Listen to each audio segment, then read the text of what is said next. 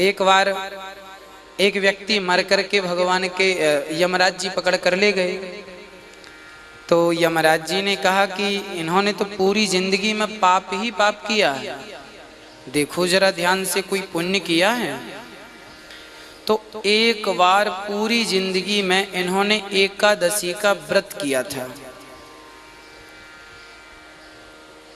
अब उससे पूछा गया, क्यों भाई, तूने तो सारी जिंदगी में एकादशी की नहीं, इस दिन एकादशी कैसे कर ली? वीडियो अच्छी लगे तो कमेंट में राधे राधे तो उसने कहा, एकादशी क्या होती है? करें।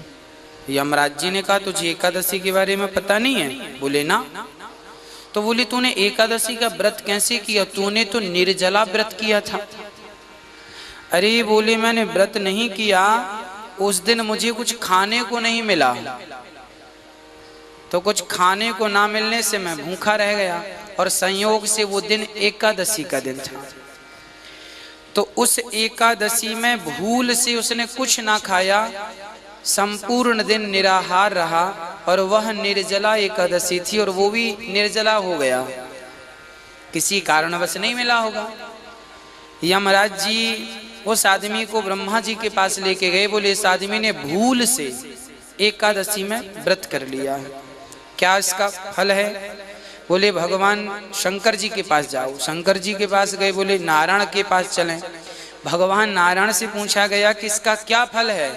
तब नारायण भगवान ने कहा कि इसको लेकर आप मेरे धाम में आ गए, यही तो फल है एकादशी का। इसने भूल से एकादशी कर ली, तो देखो मेरे धाम में आकर खड़ा हो गया।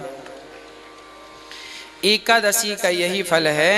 हिंदू धर्म में हम सभी सनातन धर्म फॉलो करने वालों को, सनातन धर्मियों को एकादशी का व्रत तो निश्चित करना ही चाहिए।